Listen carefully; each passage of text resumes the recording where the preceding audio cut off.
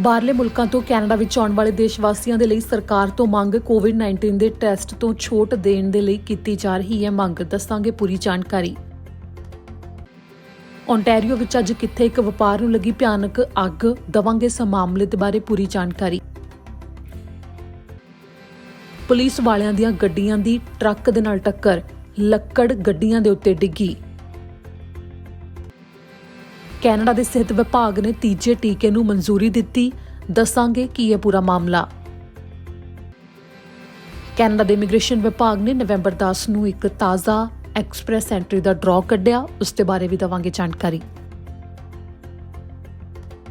ਸਭ ਤੋਂ ਪਹਿਲੀ ਖਬਰ ਤੁਹਾਨੂੰ ਦੱਸਾਂਗੇ ਜੋ ਕੈਨੇਡਾ ਵਿੱਚ ਆਉਣ ਵਾਲੇ ਯਾਤਰੀਆਂ ਦੇ ਵਾਸਤੇ ਕੋਵਿਡ-19 ਦੇ PCR ਟੈਸਟ ਤੋਂ ਛੋਟ ਦੀ ਮੰਗ ਕੀਤੀ ਜਾ ਰਹੀ ਹੈ। ਕੈਨੇਡਾ ਵਾਸੀ ਜਦੋਂ ਕਿਤੇ ਟਰੈਵਲ ਕਰਦੇ ਨੇ ਤਾਂ ਉਸ ਤੋਂ ਬਾਅਦ ਕੈਨੇਡਾ ਵਿੱਚ ਦਾਖਲ ਹੋਣ ਲੱਗਿਆਂ ਜੋ PCR ਕੋਵਿਡ-19 ਦਾ ਟੈਸਟ ਕਰਵਾਉਣਾ ਪੈਂਦਾ ਏ, ਉਹ ਕਾਫੀ ਮਹਿੰਗਾ ਹੁੰਦਾ ਏ। ਤੇ ਇਸ ਮੌਕੇ ਬ੍ਰਿਟਿਸ਼ ਕੋਲੰਬੀਆ ਤੋਂ ਟੂਰਿਜ਼ਮ ਇੰਡਸਟਰੀ ਦੇ ਵੱਲੋਂ ਕੈਨੇਡਾ ਸਰਕਾਰ ਦੇ ਉੱਤੇ ਦਬਾਅ ਬਣਾਉਣ ਦੀ ਕੋਸ਼ਿਸ਼ ਕੀਤੀ ਜਾ ਰਹੀ ਹੈ ਕਿ ਕੈਨੇਡਾ ਵਾਸੀ ਜਿਹੜੇ ਕਿ ਵਾਪਸ ਕੈਨੇਡਾ ਵਿੱਚ ਆਉਂਦੇ ਨੇ ਉਹਨਾਂ ਦੇ ਲਈ PCR ਕੋਵਿਡ-19 ਟੈਸਟ ਦੀ ਹਦਾਇਤ ਨੂੰ ਹਟਾ ਦਿੱਤਾ ਜਾਵੇ, ਜਿਸ ਦੇ ਬਾਰੇ ਇਹ ਮੰਗ ਲਗਾਤਾਰ ਕੀਤੀ ਜਾ ਰਹੀ ਹੈ ਤੇ ਕੈਨੇਡਾ ਸਰਕਾਰ ਤੱਕ ਇਸ ਮੰਗ ਨੂੰ ਪਹੁੰਚਾਇਆ ਜਾ ਰਿਹਾ ਹੈ। Greater Vancouver board of trade, BC hospitality association, destination Vancouver, ਇਹ ਸੰਸਥਾਵਾਂ ਇਹਨਾਂ ਦੇ ਵੱਲੋਂ ਮਿਲ ਕੇ ਬੈਠਕ ਕੀਤੀ ਗਈ, ਜਿਸ ਦੇ ਵਿੱਚ ਇਸ ਦੇ ਉੱਤੇ ਵਿਚਾਰ ਕੀਤਾ ਗਿਆ ਕਿ ਕੋਵਿਡ-19 ਦਾ PCR ਟੈਸਟ ਜਦੋਂ ਵੀ ਕੈਨੇਡਾ ਵਾਸੀ ਕੈਨੇਡਾ ਵਿੱਚ ਮੁੜ ਤੋਂ ਦਾਖਲ ਹੋ ਰਹੇ ਨੇ, ਇੱਕ ਵੱਡੀ ਦਿੱਕਤ ਬਣ ਰਿਹਾ ਹੈ ਕਿ ਕਈ ਕੈਨੇਡਾ ਵਾਸੀ ਟਰੈਵਲ ਨਹੀਂ ਕਰਨਾ ਚਾਹੁੰਦੇ, ਜਿਸ ਕਰਕੇ ਟਰੈਵਲ ਇੰਡਸਟਰੀ ਪ੍ਰਭਾਵਿਤ ਹੋ ਰਹੀ ਹੈ। ਜਿਸ ਦੇ ਲਈ ਹੁਣ ਮੰਗ ਕੀਤੀ ਜਾ ਰਹੀ ਹੈ ਕਿ ਕੈਨੇਡਾ ਸਰਕਾਰ ਨੂੰ ਇਹ ਟੈਸਟ ਹਟਾ ਦੇਣਾ ਚਾਹੀਦਾ ਹੈ, ਕਿਉਂਕਿ ਫੁੱਲੀ ਵੈਕਸੀਨੇਟਡ ਨੇ ਜੋ ਉਹਨਾਂ ਵਾਸਤੇ ਕਈ ਹੋਰ ਦੇਸ਼ ਨੇ ਜਿਨ੍ਹਾਂ ਦੇ ਵੱਲੋਂ ਇਸ ਸਮੇਂ ਕੋਵਿਡ-19 ਦੇ ਟੈਸਟ ਦੀ ਰਿਪੋਰਟ ਨਹੀਂ ਮੰਗੀ ਜਾ ਰਹੀ, ਜਿਨ੍ਹਾਂ ਨੂੰ ਸਿੱਧੀ ਉਹਨਾਂ ਦੇ ਦੇਸ਼ ਦੇ ਵਿੱਚ ਐਂਟਰੀ ਮਿਲਦੀ ਹੈ। ਤਾਂ ਕੁਝ ਇਸੇ ਤਰ੍ਹਾਂ ਕੈਨੇਡਾ ਵਾਸੀ ਵੀ ਆਪਣੇ ਦੇਸ਼ ਦੇ ਵਿੱਚ ਦਾਖਲ ਹੋ ਸਕਣ, ਇਸ ਮੰਗ ਨੂੰ ਲੈ ਕੇ ਦਬਾਅ ਪਾਇਆ ਜਾ ਰਿਹਾ ਹੈ ਸਰਕਾਰ ਦੇ ਉੱਤੇ। ਹੁਣ ਦੇਖਣਾ ਇਹ ਹੋਵੇਗਾ ਕਿ ਕੈਨੇਡਾ ਸਰਕਾਰ ਦੇ ਵੱਲੋਂ ਇਸ ਦੇ ਉੱਤੇ ਕੀ ਅੱਗੇ ਐਲਾਨ ਕੀਤਾ ਜਾਂਦਾ ਹੈ, ਕਿਉਂਕਿ ਪਹਿਲਾਂ ਵੀ ਇੱਕ ਵਾਰ ਅਜਿਹਾ ਸਵਾਲ ਸਾਹਮਣੇ ਆ ਚੁੱਕਿਆ ਹੈ, ਜਿਸ ਤੋਂ ਬਾਅਦ ਕੈਨੇਡਾ ਸਰਕਾਰ ਦੇ ਵੱਲੋਂ ਬਿਆਨ ਜਾਰੀ ਕਰਕੇ ਕਿਹਾ ਗਿਆ ਸੀ ਕਿ ਜਦੋਂ ਤੱਕ ਸਿਹਤ ਅਧਿਕਾਰੀ ਇਸ ਦੇ ਉੱਤੇ ਕੋਈ ਰਿਪੋਰਟ ਨਹੀਂ ਦਿੰਦੇ ਕਿ PCR ਟੈਸਟ ਦੀ ਲੋੜ ਨਹੀਂ ਹੈ, ਜਿਹੜੇ ਕਿ ਫੁੱਲੀ ਵੈਕਸੀਨੇਟਡ ਨੇ ਤੇ ਕੈਨੇਡਾ ਦੇ ਵਿੱਚ ਦਾਖਲ ਹੁੰਦੇ ਨੇ ਉਹਨਾਂ ਦੇ ਵਾਸਤੇ, ਉਦੋਂ ਤੱਕ ਉਹ ਇਸ ਦੇ ਉੱਤੇ ਕੋਈ ਵੀ ਫੈਸਲਾ ਨਹੀਂ ਲੈ ਸਕਦੇ। ਇੱਥੇ ਜ਼ਿਕਰਯੋਗ ਹੈ ਕਿ ਜਦੋਂ ਕਿਸੇ ਨੂੰ ਕੋਵਿਡ-19 ਦਾ PCR ਟੈਸਟ ਕਰਵਾ ਕੇ ਆਉਣਾ ਪੈਂਦਾ ਹੈ ਤਾਂ ਕਰੀਬ $150 ਤੋਂ ਲੈ ਕੇ $300 ਤੱਕ ਦਾ ਖਰਚਾ ਕਰਨਾ ਪੈਂਦਾ ਹੈ। ਹੁਣ ਜਾਣਕਾਰੀ ਦੇਵਾਂਗੇ ਜੋ ਓਨਟਾਰੀਓ ਵਿੱਚ ਅੱਜ ਇੱਕ ਵਪਾਰ ਨੂੰ ਭਿਆਨਕ ਅੱਗ ਲੱਗੀ, ਉਸ ਦੇ ਬਾਰੇ। ਓਨਟਾਰੀਓ ਪ੍ਰੋਵਿੰਸ਼ੀਅਲ ਪੁਲਿਸ ਨੂੰ ਉਸ ਸਮੇਂ ਮਿਡਲੈਂਡ ਫਾਇਰ ਸਰਵਿਸ ਦੀ ਮਦਦ ਕਰਨ ਦੇ ਲਈ ਪਹੁੰਚਣਾ ਪਿਆ ਜਦੋਂ ਬੁੱਧਵਾਰ ਦੀ ਸਵੇਰ ਨੂੰ ਇੱਕ ਵਪਾਰ ਦੇ ਉੱਤੇ ਅੱਗ ਲੱਗ ਗਈ। ਅੱਗ ਕਾਫੀ ਭਿਆਨਕ ਸੀ। ਇਸ ਦੌਰਾਨ ਇੱਕ ਵੱਡਾ ਧਮਾਕਾ ਵੀ ਹੋਇਆ। ਓਨਟਾਰੀਓ ਪ੍ਰੋਵਿੰਸ਼ੀਅਲ ਪੁਲਿਸ ਨੇ ਇਹ ਵੀਡੀਓ ਸਾਂਝੀ ਕੀਤੀ ਹੈ, ਜਿਸ ਦੇ ਬਾਰੇ ਉਹਨਾਂ ਨੇ ਜਾਣਕਾਰੀ ਦਿੱਤੀ ਕਿ ਉਹਨਾਂ ਨੂੰ 911 ਦੇ ਉੱਤੇ ਬੁੱਧਵਾਰ ਦੀ ਸਵੇਰ 8:12 ਦੇ ਉੱਤੇ ਫੋਨ ਆਇਆ। ਮਿਡਲੈਂਡ ਦੇ ਵਿੱਚ ਦਾ ਇਹ ਮਾਮਲਾ ਹੈ, ਜਿੱਥੇ ਕਿ ਜਾਰਜੀਅਨ ਬੇ ਡਿਟੈਚਮੈਂਟ ਦੇ ਉੱਤੇ ਫੋਨ ਆਇਆ ਤੇ ਜਾਣਕਾਰੀ ਦਿੱਤੀ ਗਈ ਅੱਗ ਲੱਗਣ ਦੇ ਬਾਰੇ, ਜਿਸ ਦੇ ਵਿੱਚ ਦੱਸਿਆ ਗਿਆ ਕਿ ਇੱਕ ਥਾਂ ਦੇ ਉੱਤੇ ਅੱਗ ਲੱਗੀ ਹੈ ਜਿੱਥੇ ਕਿ ਕਈ ਕਮਰਸ਼ੀਅਲ ਵਪਾਰ ਮੌਜੂਦ ਨੇ, ਜਿੱਥੇ ਅੱਗ ਦੇ ਕਰਕੇ ਇੱਕ ਵਿਅਕਤੀ ਜ਼ਖਮੀ ਵੀ ਹੋਇਆ, ਜਿਸ ਨੂੰ ਕਿ ਤੁਰੰਤ ਹਸਪਤਾਲ ਪਹੁੰਚਾਇਆ ਗਿਆ। ਇਸ ਤੋਂ ਇਲਾਵਾ ਹੋਰ ਜਾਣਕਾਰੀ ਹਜੇ ਪੁਲਿਸ ਨੇ ਨਹੀਂ ਦੱਸੀ ਹੈ। ਪੁਲਿਸ ਨੇ ਦੱਸਿਆ ਕਿ ਕਾਫੀ ਘੰਟੇ ਦੇ ਵਾਸਤੇ ਰਾਹ ਨੂੰ ਵੀ ਬੰਦ ਕਰ ਦਿੱਤਾ ਗਿਆ ਸੀ ਤੇ ਬਾਅਦ ਵਿੱਚ ਉਸ ਰਾਹ ਨੂੰ ਖੋਲ੍ਹ ਦਿੱਤਾ ਗਿਆ। ਓਨਟਾਰੀਓ ਪ੍ਰੋਵਿੰਸ਼ੀਅਲ ਪੁਲਿਸ ਨੇ ਹੀ ਇਹ ਵੀਡੀਓ ਵੀ ਸਾਂਝੀ ਕੀਤੀ ਹੈ। ਹੁਣ ਤੁਹਾਨੂੰ ਦੱਸਾਂਗੇ ਜੋ ਪੁਲਿਸ ਦੀਆਂ ਗੱਡੀਆਂ ਦੇ ਨਾਲ ਟਰੱਕ ਦੀ ਟੱਕਰ ਹੋਈ। ਲੱਕੜ ਨਾਲ ਭਰਿਆ ਟਰੱਕ RCMP ਦੀਆਂ ਗੱਡੀਆਂ ਨਾਲ ਟਕਰਾ ਗਿਆ। ਮੰਗਲਵਾਰ ਦੀ ਸਵੇਰ ਦਾ ਇਹ ਮਾਮਲਾ ਹੈ। ਦੱਖਣੀ ਵੈਨਕੂਵਰ ਆਈਲੈਂਡ ਦੇ ਉੱਤੇ ਇਹ ਵਾਪਰਿਆ। RCMP ਅਧਿਕਾਰੀਆਂ ਦੇ ਵੱਲੋਂ ਇਸ ਦੀ ਜਾਣਕਾਰੀ ਦਿੱਤੀ ਗਈ ਹੈ, ਜਿਸ ਦੇ ਵਿੱਚ ਦੱਸਿਆ ਗਿਆ ਹੈ ਕਿ 3 ਪੁਲਿਸ ਵਾਲਿਆਂ ਨੂੰ ਹਸਪਤਾਲ ਲਿਜਾਣਾ ਪਿਆ, ਜਿਹੜੇ ਕਿ ਜ਼ਖਮੀ ਹੋ ਗਏ ਸਨ। ਤਸਵੀਰ ਵਿੱਚ ਤੁਸੀਂ ਦੇਖ ਸਕਦੇ ਹੋ ਕਿ ਕਿਸ ਤਰ੍ਹਾਂ ਇਹ ਭਿਆਨਕ ਤਰੀਕੇ ਨਾਲ ਹਾਦਸਾ ਵਾਪਰਿਆ ਹੋਇਆ ਹੈ। ਜੋ ਲੱਕੜ ਨਾਲ ਭਰਿਆ ਟਰੱਕ ਹੈ, ਉਹ ਜਦੋਂ ਗੱਡੀਆਂ ਨਾਲ ਟਕਰਾਇਆ ਤਾਂ ਉਹ ਸਾਰੀਆਂ ਲੱਕੜਾਂ ਗੱਡੀਆਂ ਦੇ ਉੱਪਰ ਆ ਗਈਆਂ, ਜਿਸ ਤੋਂ ਬਾਅਦ RCMP ਅਧਿਕਾਰੀਆਂ ਦੇ ਵੱਲੋਂ ਮਾਮਲੇ ਦੀ ਜਾਂਚ ਵੀ ਕੀਤੀ ਜਾ ਰਹੀ ਹੈ, ਜਿਸ ਦੇ ਵਿੱਚ ਉਹਨਾਂ ਦਾ ਕਹਿਣਾ ਹੈ ਕਿ ਜਿਹੜੇ 3 ਪੁਲਿਸ ਵਾਲੇ ਜ਼ਖਮੀ ਵੀ ਹੋਏ ਨੇ ਉਹਨਾਂ ਦੀ ਹਾਲਤ ਖਤਰੇ ਤੋਂ ਬਾਹਰ ਹੈ, ਜਿਨ੍ਹਾਂ ਦਾ ਇਲਾਜ ਚੱਲ ਰਿਹਾ ਹੈ। ਇਸ ਸਮੇਂ ਮੋਟਰ ਵਹੀਕਲ ਐਕਟ ਦੇ ਅਧੀਨ ਇਹ ਜਾਂਚ ਚੱਲ ਰਹੀ ਹੈ। ਇਸ ਮੌਕੇ ਮੰਗਲਵਾਰ ਨੂੰ ਦੋਵੇਂ ਪਾਸਿਓਂ ਇਸ ਸੜਕ ਨੂੰ ਕਾਫੀ ਦੇਰ ਤੱਕ ਬੰਦ ਵੀ ਰੱਖਿਆ ਗਿਆ ਸੀ ਕਿਉਂਕਿ ਇਸ ਦੇ ਉੱਤੇ ਜਾਂਚ ਚੱਲ ਰਹੀ ਸੀ। ਪੁਲਿਸ ਦਾ ਕਹਿਣਾ ਹੈ ਕਿ ਅੱਗੇ ਇਸ ਦੇ ਉੱਤੇ ਕੋਈ ਹੋਰ ਜਾਣਕਾਰੀ ਸਾਹਮਣੇ ਆਵੇਗੀ ਤਾਂ ਉਹ ਦੱਸਣਗੇ। ਅੱਗੇ ਜਾਣਕਾਰੀ ਕਿ ਓਨਟਾਰੀਓ ਦੇ ਵਿੱਚ ਨਵਾਂ ਹਾਈਵੇ ਬਣਨ ਜਾ ਰਿਹਾ ਹੈ, ਜਿਸ ਦੇ ਬਾਰੇ ਪ੍ਰੀਮੀਅਰ ਡਗ ਫੋਰਡ ਨੇ ਕੀ ਕੁਝ ਕਿਹਾ।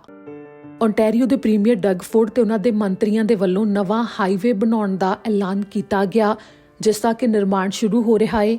ਇਸ ਦੇ ਬਾਰੇ ਬੁੱਧਵਾਰ ਦੀ ਸਵੇਰ ਨੂੰ ਜਾਣਕਾਰੀ ਦਿੱਤੀ ਗਈ ਕਿ ਪੂਰਬੀ ਖੇਤਰ ਵਿੱਚ ਹੈਲਟਨ ਤੋਂ ਯਾਰਕ ਰੀਜਨ ਤੱਕ ਹਾਈਵੇ 413 ਬਣਾਇਆ ਜਾਵੇਗਾ, ਜਿਸ ਦੇ ਬਾਰੇ ਇੱਕ ਤਾਂ ਪੁਸ਼ਟੀ ਕੀਤੀ ਗਈ ਹੈ ਕਿ ਇਸ ਦੇ ਉੱਤੇ ਕੋਈ ਵੀ ਟੋਲ ਨਹੀਂ ਹੋਵੇਗਾ, ਪਰ ਹਜੇ ਇਸ ਦੇ ਬਾਰੇ ਵਿਸਥਾਰ ਦੇ ਵਿੱਚ ਕੁਝ ਨਹੀਂ ਦੱਸਿਆ ਗਿਆ ਕਿ ਕਿੰਨਾ ਕੁ ਖਰਚਾ ਇਸ ਹਾਈਵੇ ਨੂੰ ਬਣਾਉਣ ਦੇ ਉੱਤੇ ਆਵੇਗਾ ਤੇ ਨਾਲ ਹੀ ਕਦੋਂ ਤੱਕ ਇਹ ਪੂਰਾ ਹੋ ਜਾਵੇਗਾ।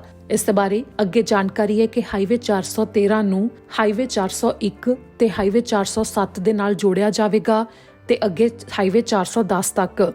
ਇਸ ਦੇ ਨਾਲ ਹੀ ਇਹ ਵੀ ਜਾਣਕਾਰੀ ਦਿੱਤੀ ਗਈ ਹੈ ਕਿ ਇਹ 59 ਕਿਲੋਮੀਟਰ ਤੱਕ ਦਾ 6 ਲੇਨਸ ਹੋਣਗੀਆਂ, ਜਿਨ੍ਹਾਂ ਦੇ ਵਿੱਚ ਹਾਈਵੇ ਹੋਵੇਗਾ, ਜਿਸ ਦੇ ਪਿੱਛੇ ਪ੍ਰੀਮੀਅਰ ਡਗ ਫੋਰਡ ਨੇ ਕਾਰਨ ਸਾਂਝਾ ਕੀਤਾ ਹੈ ਕਿ ਆਉਂਦੇ 30 ਸਾਲ ਦੇ ਵਿੱਚ ਗ੍ਰੇਟਰ ਗੋਲਡਨ ਹੋਰਸ਼ੂ ਦੇ ਲਈ ਕਿਆਸ ਲਗਾਏ ਜਾ ਰਹੇ ਨੇ ਕਿ 15 ਮਿਲੀਅਨ ਤੱਕ ਦੀ ਆਬਾਦੀ ਹੋਰ ਜ਼ਿਆਦਾ ਵੱਧ ਜਾਵੇਗੀ, ਜਿਸ ਕਰਕੇ ਅੱਗੇ ਹੋਰ ਜ਼ਿਆਦਾ ਵਿਕਾਸ ਦੀ ਲੋੜ ਹੈ, ਜਿਸ ਨੂੰ ਲੈ ਕੇ ਸਹੂਲਤਾਂ ਦੀ ਲੋੜ ਹੈ ਤੇ ਇਹ ਹਾਈਵੇ ਵੀ ਇਸੇ ਕਰਕੇ ਬਣਾਉਣਾ ਸ਼ੁਰੂ ਕੀਤਾ ਜਾ ਰਿਹਾ ਹੈ।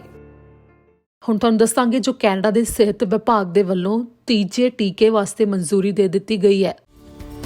ਕੈਨੇਡਾ ਦੇ ਸਿਹਤ ਵਿਭਾਗ ਨੇ ਫਾਈਜ਼ਰ ਦੇ ਬੂਸਟਰ ਸ਼ਾਟ ਨੂੰ ਮਨਜ਼ੂਰੀ ਦੇ ਦਿੱਤੀ ਹੈ। ਦਰਅਸਲ ਫਾਈਜ਼ਰ ਦਾ ਕੋਵਿਡ-19 ਦਾ ਟੀਕਾ ਜੋ ਕਿ 18 ਸਾਲ ਦੀ ਉਮਰ ਤੋਂ ਜ਼ਿਆਦਾ ਦੇ ਕੈਨੇਡਾ ਵਾਸੀ ਨੇ, ਉਹਨਾਂ ਦੇ ਤੀਜਾ ਟੀਕਾ ਵੀ ਲੱਗ ਸਕੇਗਾ, ਜਿਸ ਦੇ ਲਈ ਇਹ ਮਨਜ਼ੂਰੀ ਦਿੱਤੀ ਗਈ ਹੈ, ਜਿਸ ਨੂੰ ਬੂਸਟਰ ਸ਼ਾਟ ਦੱਸਿਆ ਜਾ ਰਿਹਾ ਹੈ।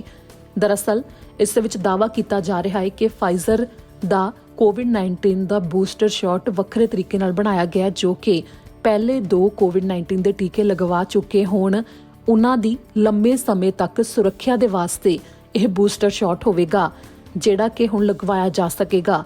ਇੱਥੇ ਜ਼ਿਕਰਯੋਗ ਹੈ ਕਿ ਬ੍ਰਿਟਿਸ਼ ਕੋਲੰਬੀਆ ਦੇ ਵਿੱਚ ਤੇ ਹੋਰ ਕਈ ਸੂਬਿਆਂ ਦੇ ਵਿੱਚ ਕੋਵਿਡ-19 ਦਾ ਤੀਜਾ ਟੀਕਾ ਯਾਨੀ ਕਿ ਬੂਸਟਰ ਸ਼ਾਟ ਪਹਿਲਾਂ ਹੀ ਲਗਾਉਣਾ ਸ਼ੁਰੂ ਵੀ ਕਰ ਦਿੱਤਾ ਗਿਆ ਹੈ, ਜਿਸ ਦੇ ਵਿੱਚ ਕਿਹਾ ਗਿਆ ਹੈ ਕਿ ਸਾਲ 2022 ਵਿੱਚ ਕੋਵਿਡ-19 ਦਾ ਤੀਜਾ ਟੀਕਾ ਲਗਵਾਉਣ ਦੇ ਵਾਸਤੇ ਜਿੰਨੇ ਵੀ 18 ਸਾਲ ਦੀ ਉਮਰ ਤੋਂ ਵੱਧ ਦੇ ਕੈਨੇਡਾ ਵਾਸੀ ਯੋਗਤਾ ਰੱਖਦੇ ਨੇ, ਉਹਨਾਂ ਨੂੰ ਕਿਹਾ ਜਾ ਸਕਦਾ ਹੈ, ਜਿਸ ਦੇ ਬਾਰੇ ਹੁਣ ਇਹ ਜਾਣਕਾਰੀ ਦਿੱਤੀ ਗਈ ਹੈ। ਇੱਥੇ ਵੀ ਜ਼ਿਕਰਯੋਗ ਹੈ ਕਿ ਹੁਣ ਤੱਕ ਦਾਅਵਾ ਕੀਤਾ ਜਾ ਰਿਹਾ ਸੀ ਕਿ ਅਕਤੂਬਰ ਦੇ ਅੰਤ ਤੱਕ ਛੋਟੇ ਬੱਚਿਆਂ ਦੇ ਲਈ ਕੋਵਿਡ-19 ਦੇ ਟੀਕੇ ਨੂੰ ਅਪਰੂਵਲ ਮਿਲ ਸਕਦਾ ਹੈ, ਜੋ ਕਿ ਫਾਈਜ਼ਰ ਕੰਪਨੀ ਦਾ ਟੀਕਾ ਹੋਵੇਗਾ, ਪਰ ਹਜੇ ਤੱਕ ਅਜਿਹਾ ਨਹੀਂ ਹੋਇਆ।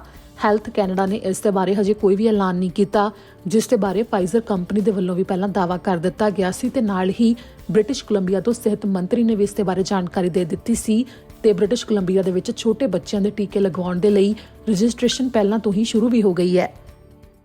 ਅੱਗੇ ਜਾਣਕਾਰੀ ਉਸ ਡਰਾਅ ਦੇ ਬਾਰੇ ਜੋ ਕੈਨੇਡਾ ਦੇ ਇਮੀਗ੍ਰੇਸ਼ਨ ਵਿਭਾਗ ਨੇ 10 ਨਵੰਬਰ ਨੂੰ ਕੱਢਿਆ। ਕੈਨੇਡਾ ਦੇ ਇਮੀਗ੍ਰੇਸ਼ਨ ਵਿਭਾਗ ਨੇ ਨਵੰਬਰ 10, 2021 ਨੂੰ ਇੱਕ ਤਾਜ਼ਾ ਡਰਾਅ ਕੱਢਿਆ ਹੈ, ਜਿਸ ਦੇ ਵਿੱਚ 775 ਜਣਿਆਂ ਨੂੰ ਇਨਵੀਟੇਸ਼ਨ ਭੇਜੇ ਗਏ ਨੇ। ਐਕਸਪ੍ਰੈਸ ਐਂਟਰੀ ਦਾ ਇਹ ਡਰਾਅ ਕੱਢਿਆ ਹੈ, ਜਿਸ ਦੇ ਵਿੱਚ ਪੀਆਰ ਦੀ ਪ੍ਰਕਿਰਿਆ ਇਹਨਾਂ ਕੈਂਡੀਡੇਟਸ ਦੀ ਸ਼ੁਰੂ ਹੋ ਗਈ ਹੈ। ਇਹ ਡਰਾਅ ਉਹਨਾਂ ਦੇ ਲਈ ਹੈ ਜਿਨ੍ਹਾਂ ਦੀ ਪੀਐਨਪੀ ਪਹਿਲਾਂ ਤੋਂ ਅਪਰੂਵ ਹੈ, ਜਿਸ ਦੇ ਵਿੱਚ ਘੱਟੋ-ਘੱਟ ਸਕੋਰ ਇਸ ਵਾਰ 685 ਰਿਹਾ ਹੈ। 600 ਪੁਆਇੰਟ ਉਹਨਾਂ ਨੂੰ ਪਹਿਲਾਂ ਹੀ ਮਿਲ ਜਾਂਦੇ ਨੇ ਜਿਨ੍ਹਾਂ ਦੀ ਪੀਐਨਪੀ ਪਹਿਲਾਂ ਤੋਂ ਅਪਰੂਵ ਹੁੰਦੀ ਹੈ ਤੇ ਬਾਕੀ ਉੱਪਰ ਵਾਲੇ ਪੁਆਇੰਟ ਉਹ ਹੁੰਦੇ ਨੇ ਜੋ ਉਹਨਾਂ ਦੀ ਯੋਗਤਾ ਦੇ ਆਧਾਰ ਦੇ ਉੱਤੇ ਉੱਪਰ ਜੁੜਦੇ ਨੇ, ਜਿਸ ਦੇ ਬਾਰੇ ਇਮੀਗ੍ਰੇਸ਼ਨ ਵਿਭਾਗ ਨੇ ਤਾਜ਼ਾ ਜਾਣਕਾਰੀ ਦਿੱਤੀ ਹੈ। ਅਤੇ ਜ਼ਿਕਰਯੋਗ ਹੈ ਕਿ ਇਸ ਸਮੇਂ ਲਗਾਤਾਰ ਕੈਨੇਡਾ ਦਾ ਇਮੀਗ੍ਰੇਸ਼ਨ ਵਿਭਾਗ ਉਹਨਾਂ ਦੇ ਲਈ ਹੀ ਡਰਾਅ ਕੱਢ ਰਿਹਾ ਹੈ ਜਿਨ੍ਹਾਂ ਦੀ ਪੀਐਨਪੀ ਪਹਿਲਾਂ ਤੋਂ ਅਪਰੂਵ ਹੈ। ਹੁਣ ਤੱਕ ਸਾਲ 2021 ਵਿੱਚ ਸੀਈਸੀ ਕਲਾਸ ਯਾਨੀ ਕਿ ਕੈਨੇਡੀਅਨ ਐਕਸਪੀਰੀਅੰਸ ਕਲਾਸ ਵਾਲਿਆਂ ਦਾ ਡਰਾਅ ਆ ਰਿਹਾ ਸੀ, ਪਰ ਇਸ ਸਮੇਂ ਇਸ ਦਾ ਵੀ ਕੋਈ ਵੀ ਡਰਾਅ ਨਹੀਂ ਕੱਢਿਆ ਜਾ ਰਿਹਾ। ਉਮੀਦ ਹੈ ਕਿ ਇਮੀਗ੍ਰੇਸ਼ਨ ਵਿਭਾਗ ਦੇ ਵੱਲੋਂ ਛੇਤੀ ਹੀ ਇਸ ਦੇ ਬਾਰੇ ਕੋਈ ਵੱਡਾ ਐਲਾਨ ਕੀਤਾ ਜਾਵੇਗਾ। ਇਮੀਗ੍ਰੇਸ਼ਨ ਮੰਤਰੀ ਸ਼ੌਨ ਫਰੇਜ਼ਰ ਦੇ ਵੱਲੋਂ ਨਵੰਬਰ 12 ਦੇ ਦਿਨ ਇਸ ਬਾਰੇ ਕੋਈ ਐਲਾਨ ਕੀਤਾ ਜਾ ਸਕਦਾ ਹੈ। ਇਸ ਦੇ ਕਿਆਸ ਪਹਿਲਾਂ ਤੋਂ ਲਗਾਏ ਜਾ ਰਹੇ ਨੇ। ਜੋ ਪੀਐਨਪੀ ਦਾ ਇਹ ਡਰਾਅ ਕੱਢਿਆ ਗਿਆ ਤਾਜ਼ਾ, ਉਸ ਦੇ ਵਿੱਚ ਹੁਣ ਤੱਕ ਸਾਲ 2021 ਵਿੱਚ 685 ਤੱਕ ਕਾਫੀ ਜ਼ਿਆਦਾ ਘੱਟ ਸੀਆਰਐਸ ਸਕੋਰ ਰਿਹਾ ਹੈ ਉਹਨਾਂ ਦੇ ਲਈ ਜਿਨ੍ਹਾਂ ਦੀ ਪੀਐਨਪੀ ਪਹਿਲਾਂ ਤੋਂ ਅਪਰੂਵ ਹੈ। ਸਾਲ 2021 ਦੇ ਵਿੱਚ ਹੁਣ ਤੱਕ ਕੈਨੇਡਾ ਦਾ ਇਮੀਗ੍ਰੇਸ਼ਨ ਵਿਭਾਗ 1,12,040 ਇਨਵੀਟੇਸ਼ਨ ਭੇਜ ਚੁੱਕਿਆ ਹੈ ਪੀਆਰ ਦੇ ਲਈ। ਇਨਵੀਟੇਸ਼ਨ ਆਉਣ ਤੋਂ ਬਾਅਦ ਕੈਂਡੀਡੇਟਸ ਦੇ ਵੱਲੋਂ ਫਾਈਲ ਜਮ੍ਹਾਂ ਕਰਵਾਈ ਜਾਂਦੀ ਹੈ, ਜਿਸ ਤੋਂ ਬਾਅਦ 12 ਤੋਂ 18 ਮਹੀਨੇ ਦੀ ਪ੍ਰਕਿਰਿਆ ਹੈ ਪੀਆਰ ਆਉਣ ਤੱਕ ਦੀ। ਹੁਣ ਤੁਹਾਨੂੰ ਦੱਸਾਂਗੇ ਕਿ ਕੈਨੇਡਾ ਦੇ ਵਿੱਚ ਆਉਣ ਦੇ ਲਈ ਜਾਲੀ ਵਿਆਹ ਕਰਵਾਉਣ ਵਾਲਿਆਂ ਨੂੰ ਚੇਤਾਵਨੀ ਕਿਸ ਤਰ੍ਹਾਂ ਇਮੀਗ੍ਰੇਸ਼ਨ ਵਿਭਾਗ ਦੇ ਵੱਲੋਂ ਦਿੱਤੀ ਗਈ ਹੈ। ਕੈਨੇਡਾ ਦੇ ਇਮੀਗ੍ਰੇਸ਼ਨ ਵਿਭਾਗ ਦੇ ਵੱਲੋਂ ਜਾਣਕਾਰੀ ਸਾਂਝੀ ਕੀਤੀ ਗਈ ਹੈ ਤੇ ਨਾਲ ਹੀ ਚੇਤਾਵਨੀ ਦਿੱਤੀ ਗਈ ਹੈ। ਦਰਅਸਲ ਇਹ ਉਹਨਾਂ ਦੇ ਵਾਸਤੇ ਹੈ ਜਿਹੜੇ ਕਿ ਜਾਲੀ ਵਿਆਹ ਕਰਵਾਉਂਦੇ ਨੇ ਸਿਰਫ ਕੈਨੇਡਾ ਵਿੱਚ ਪਹੁੰਚਣ ਦੇ ਵਾਸਤੇ। ਇਸ ਦੌਰਾਨ ਇਮੀਗ੍ਰੇਸ਼ਨ ਵਿਭਾਗ ਦਾ ਕਹਿਣਾ ਹੈ ਕਿ ਜੇਕਰ ਕਿਸੇ ਦੇ ਵੱਲੋਂ ਅਜਿਹਾ ਕੀਤਾ ਜਾਂਦਾ ਹੈ ਤਾਂ ਅਜਿਹੇ ਵਿੱਚ ਦੋਵਾਂ ਨੂੰ ਇਸ ਦੇ ਨਤੀਜੇ ਭੁਗਤਣੇ ਪੈ ਸਕਦੇ ਨੇ, ਜਿਸ ਦੇ ਵਿੱਚ ਕਿਹਾ ਗਿਆ ਹੈ ਕਿ ਜੇਕਰ ਇਮੀਗ੍ਰੇਸ਼ਨ ਅਧਿਕਾਰੀ ਜਿਸ ਦੇ ਵੱਲੋਂ ਉਸ ਫਾਈਲ ਦੇ ਉੱਤੇ ਕੰਮ ਕੀਤਾ ਜਾਂਦਾ ਹੈ ਜੋ ਕਿ ਵੀਜ਼ਾ ਦੇ ਵਾਸਤੇ ਜਾਂ PR ਦੇ ਵਾਸਤੇ ਲਗਾਈ ਜਾਂਦੀ ਹੈ ਤਾਂ ਉਸ ਦੇ ਵਿੱਚ ਜੇਕਰ ਇਮੀਗ੍ਰੇਸ਼ਨ ਅਧਿਕਾਰੀ ਨੂੰ ਸ਼ੱਕ ਦਾ ਪ੍ਰਗਟਾਵਾ ਹੁੰਦਾ ਹੈ ਤੇ ਉਸ ਨੂੰ ਲੱਗਦਾ ਹੈ ਕਿ ਇਹ ਵਿਆਹ ਅਸਲੀ ਨਹੀਂ ਹੈ ਜੋ ਕਿ ਸਿਰਫ ਕੈਨੇਡਾ ਆਉਣ ਵਾਸਤੇ ਕਰਵਾਇਆ ਗਿਆ ਹੋ ਸਕਦਾ ਹੈ ਤਾਂ ਉਹ ਵੀਜ਼ਾ ਦੇ ਲਈ ਲੱਗੀ ਐਪਲੀਕੇਸ਼ਨ ਨੂੰ ਰੱਦ ਤਾਂ ਕਰ ਹੀ ਸਕਦਾ ਹੈ ਤੇ ਨਾਲ ਹੀ 5 ਸਾਲ ਲਈ ਕੈਨੇਡਾ ਆਉਣ ਤੋਂ ਬੈਨ ਵੀ ਲਗਾਇਆ ਜਾ ਸਕਦਾ ਹੈ। ਇਸ ਦੇ ਬਾਰੇ ਜਾਣਕਾਰੀ ਦਿੱਤੀ ਗਈ ਹੈ। ਇਸ ਵਿੱਚ ਦੱਸਿਆ ਗਿਆ ਹੈ ਕਿ ਜੇਕਰ ਕਿਸੇ ਦੇ ਵੱਲੋਂ ਕੈਨੇਡਾ ਆਉਣ ਦੇ ਲਈ ਜਾਲੀ ਵਿਆਹ ਕਰਵਾਇਆ ਜਾਂਦਾ ਹੈ ਤਾਂ ਇਹ ਇੱਕ ਜੁਰਮ ਹੈ ਜਿਸ ਦੇ ਵਿੱਚ ਨਾ ਸਿਰਫ ਜਿਸ ਦਾ ਵੀਜ਼ਾ ਅਪਲਾਈ ਕੀਤਾ ਗਿਆ ਹੋਵੇ ਉਸ ਦੀ ਫਾਈਲ ਨੂੰ ਰੱਦ ਕੀਤਾ ਜਾ ਸਕਦਾ ਹੈ, ਸਗੋਂ ਜਿਹੜਾ ਵਿਅਕਤੀ ਕੈਨੇਡਾ ਦੇ ਵਿੱਚ ਮੌਜੂਦ ਵੀ ਹੋਵੇ ਉਸ ਨੂੰ ਕੈਨੇਡਾ ਦੇ ਵਿੱਚੋਂ ਡਿਪੋਰਟ ਕੀਤਾ ਜਾ ਸਕਦਾ ਹੈ। ਇਹ ਵੀ ਜਾਣਕਾਰੀ ਦਿੱਤੀ ਗਈ ਹੈ। ਇੱਥੇ ਜ਼ਿਕਰਯੋਗ ਹੈ ਕਿ ਪਹਿਲਾਂ ਜਦੋਂ ਜਾਲੀ ਵਿਆਹਾਂ ਦੇ ਬਾਰੇ ਕਾਫੀ ਜ਼ਿਆਦਾ ਮੁੱਦਾ ਸਾਹਮਣੇ ਵੀ ਆਇਆ ਸੀ ਕਿ ਪ੍ਰਧਾਨ ਮੰਤਰੀ ਜਸਟਿਨ ਟਰੂਡੋ ਤੋਂ ਵੀ ਸਵਾਲ ਪੁੱਛੇ ਗਏ ਸਨ ਤੇ ਜਦੋਂ ਸਾਬਕਾ ਇਮੀਗ੍ਰੇਸ਼ਨ ਮੰਤਰੀ ਮਾਰਕੋ ਮੈਂਡੀਚੀਨੋ ਨੂੰ ਵੀ ਸਵਾਲ ਪੁੱਛੇ ਗਏ ਸਨ ਤਾਂ ਉਹਨਾਂ ਦਾ ਕਹਿਣਾ ਸੀ ਕਿ ਉਹ ਇਸ ਉੱਤੇ ਕੰਮ ਕਰ ਰਹੇ ਨੇ ਤੇ ਇਮੀਗ੍ਰੇਸ਼ਨ ਅਧਿਕਾਰੀਆਂ ਦੇ ਵੱਲੋਂ ਇਸ ਉੱਤੇ ਧਿਆਨ ਦਿੱਤਾ ਜਾਂਦਾ ਹੈ ਕਿ ਕਿਸੇ ਦੇ ਵੱਲੋਂ ਵੀ ਕੋਈ ਅਜਿਹਾ ਫਰਾਡ ਨਾ ਕੀਤਾ ਜਾਵੇ ਕਿ ਕੈਨੇਡਾ ਆਉਣ ਦੇ ਵਾਸਤੇ ਉਹਨਾਂ ਦੇ ਵੱਲੋਂ ਕੋਈ ਅਜਿਹਾ ਕੰਮ ਕੀਤਾ ਜਾਵੇ ਜੋ ਕਿ ਗੈਰ ਕਾਨੂੰਨੀ ਹੈ।